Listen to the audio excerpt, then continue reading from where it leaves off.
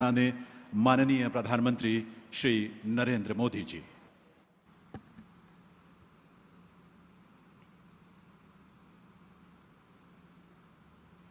नमो बुद्धाय। इस पवित्र मंगल कार्यक्रम में उपस्थित उत्तर प्रदेश के राज्यपाल श्रीमती आनंदीबेन पटेल, उत्तर प्रदेश के मुख्यमंत्री श्रीमान योगी आदित्यनाथ जी,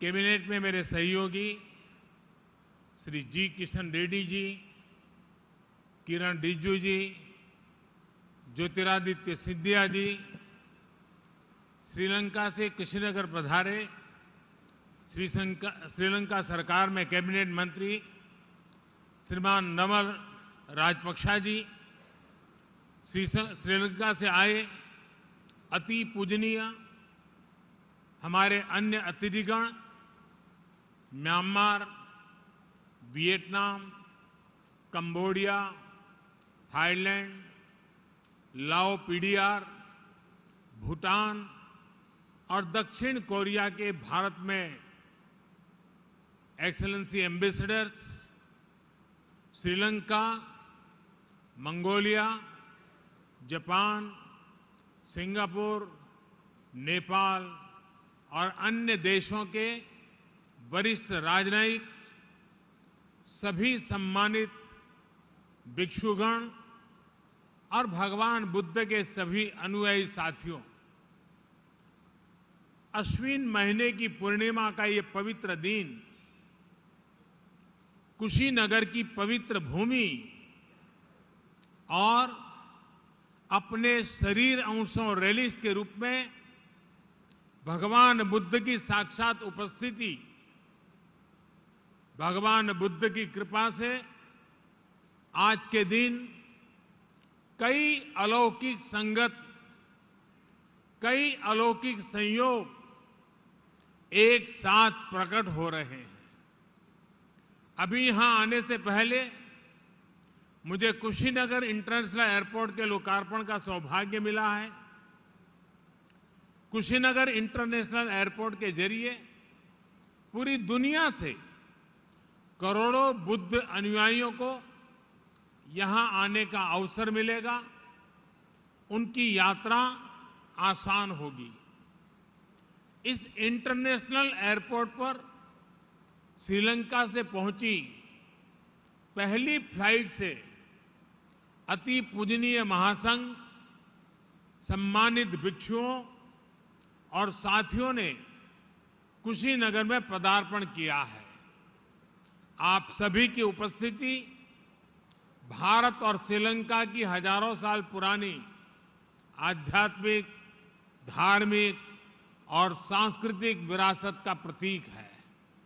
साथियों, हम सभी जानते हैं कि श्रीलंका में बौद्ध धर्म का संदेश सबसे पहले भारत से सम्राट अशोक के पुत्र महेंद्र और पुत्री संघमित्रा लेकर गए थे।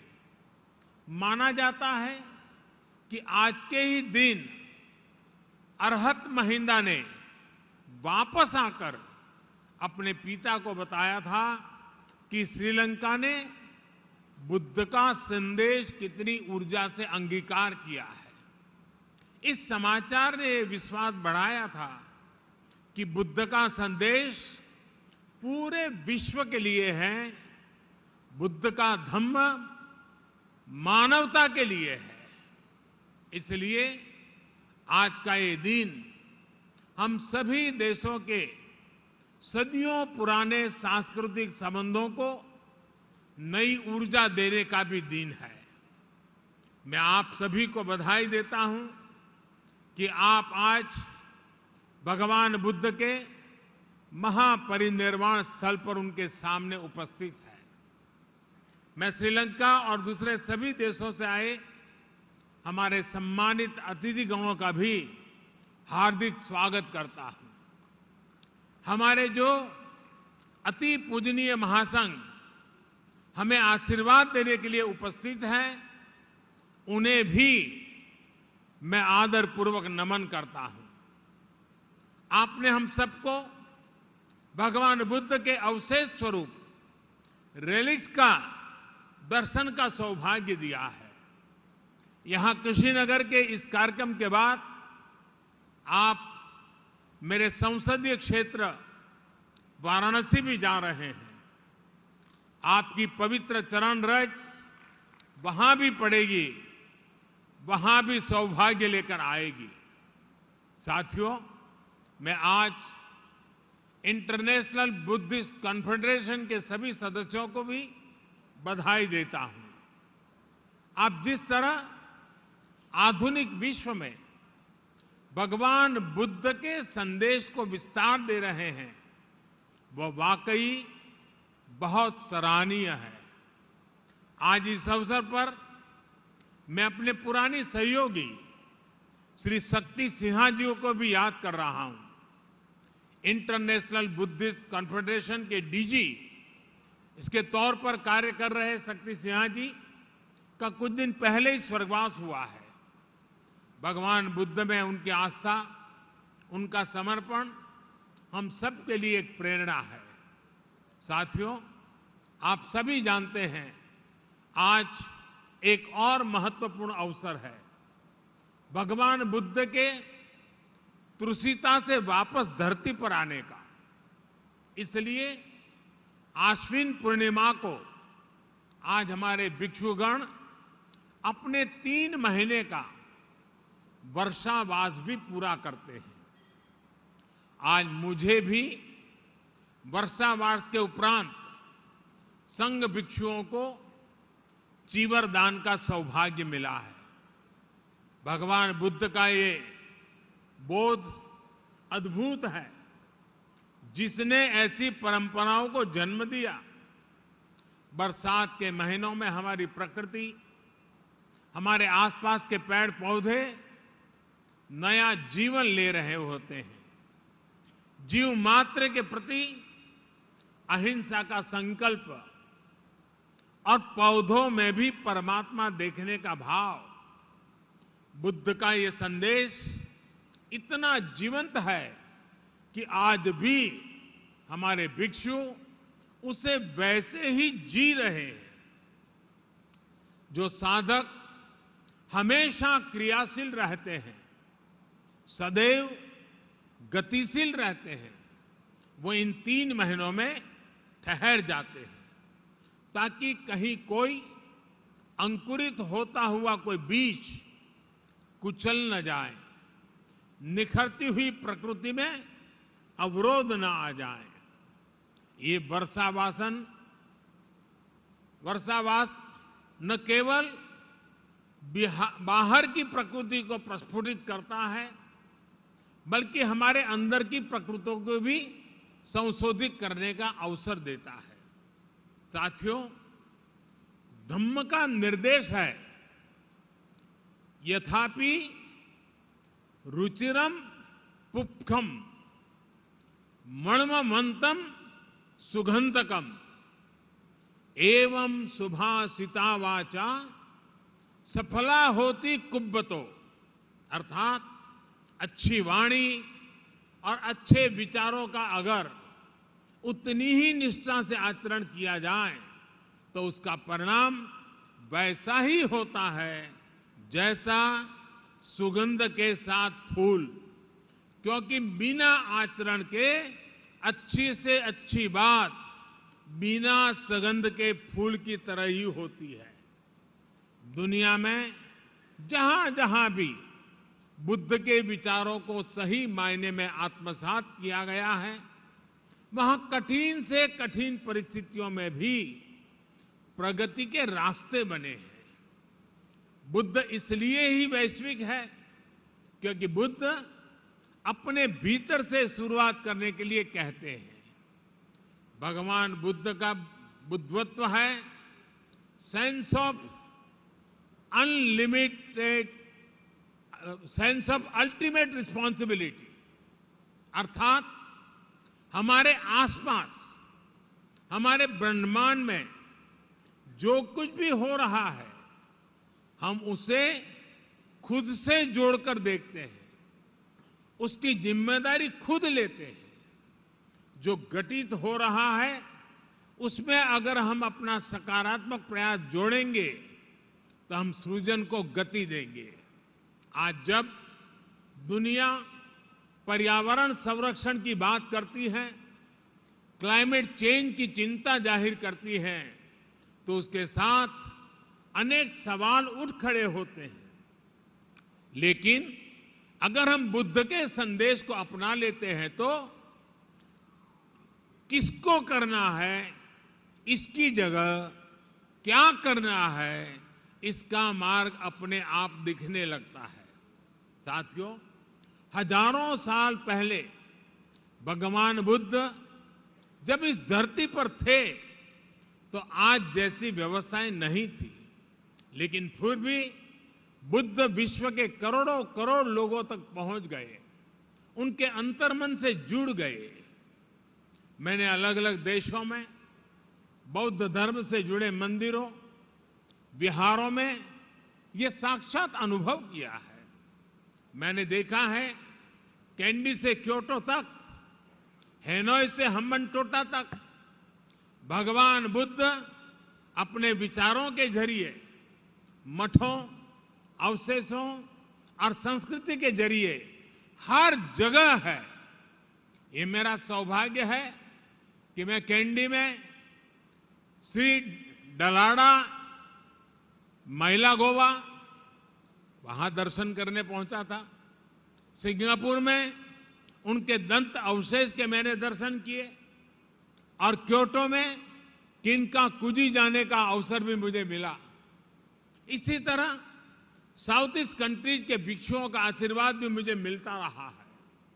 अलग अलग देश, अलग अलग परिवेश, लेकिन मानवता की आत्मा में बसे बुद्ध सबको जोड़ रहे हैं। भारत ने भगवान बुद्ध की इस सीख को अपने विकास यात्रा का हिस्सा बनाया है, उसे अंगीकार किया है। हमने ज्ञान को, महान संदेशों को, महान आत्माओं के विचारों को बांधने में कभी भरोसा नहीं किया है। उसको बांध के रखना ये हमारी सोच नहीं है। हमने जो कुछ भी हमारा था उसे मानवता के लिए मम भाव से अर्पित किया है। इसलिए अहिंसा, दया, करुणा ऐसे मानवीय मूल्य आज भी उतनी ही सहजता से भारत के अंतर्मन में रचे बसे हैं। इसलिए बुद्ध आज भी भारत के संविधान की प्रेरणा है। बुद्ध का धम्म चक्र भारत के तिरंगे पर विराजमान होकर हमें गति दे रहा है। आज भी भारत की संसद में कोई जाता है तो इस मंत्र पर नजर जरूर पड़ती है, धर्म चक्र प्रवर्तनाय। साथियों, आमतौर पर ये भी धारणा रहती है कि बौद्ध धर्म का प्रभाव भारत में मुख्य रूप से पूरब में ही ज्यादा रहा। लेकिन इतिहास को बारीकी से देखें तो हम पाते हैं कि बुद्ध ने जितना पूरब को प्रभावित किया है उतना ही पश्चिम और दक्षिण पर भी उनका प्रभाव है। गुजरात का वडनगर, जो मेरा जन्म स्थान भी है, वो अतीत में बौद्ध धर्म से जुड़ा एक महत्वपूर्ण स्थान रहा है। अभी तक हम ह्वेनसांग के उद्धरणों के जरिए ही इस इतिहास को जानते थे, लेकिन अब तो वडनगर में पुरातात्विक मठ और स्तूप भी एक्सकेवेशन में मिल चुके हैं। गुजरात का ये अतीत इस बात का प्रमाण है कि बुद्ध दिशाओं और सीमाओं से परे थे। गुजरात की धरती पर जन्मे महात्मा गांधी तो बुद्ध के सत्य और अहिंसा के संदेशों के आधुनिक संवाहक रहे हैं। साथियों, आज भारत अपनी आजादी का अमृत महोत्सव मना रहा है। इस अमृत महोत्सव में हम अपने भविष्य के लिए मानवता के भविष्य के लिए संकल्प ले रहे हैं। हमारे इन अमृत संकल्पों के केंद्र में भगवान बुद्ध का वो संदेश है जो कहता है, अपमादो अमत पदम, पमादो मच्चुनो पदम, अपमत्तान मियंती, ये पमता यथा मता। यानी प्रमाद न करना अमृत पद है और प्रमाद ही मृत्यु है। इसलिए आज भारत नई ऊर्जा के साथ आगे बढ़ रहा है, पूरे विश्व को साथ लेकर आगे चल रहा है। भगवान बुद्ध ने कहा था, अपदीपो भव, यानी अपने दीपक स्वयं बनो। जब व्यक्ति स्वयं प्रकाशित होता है तभी वह संस्कार को भी प्रकाश देता है। यही भारत के लिए आत्मनिर्भर बनने की प्रेरणा है। यही वो प्रेरणा है जो हमें दुनिया के हर देश के प्रगति में सहभागी बनाने की ताकत देती है। अपने इसी विचार को आज भारत सबका साथ, सबका विकास, सबका विश्वास और सबका प्रयास के मंत्र के साथ आगे बढ़ रहा है। मुझे पूरा विश्वास है कि भगवान बुद्ध के इन विचारों पर चलते हुए हम सब एक साथ मिलकर मानवता के कल्याण का मार्ग प्रशस्त करेंगे। इसी कामना के साथ आप सभी का बहुत बहुत धन्यवाद। भवतु सब्ब मंगलम। नमो बुद्धाय।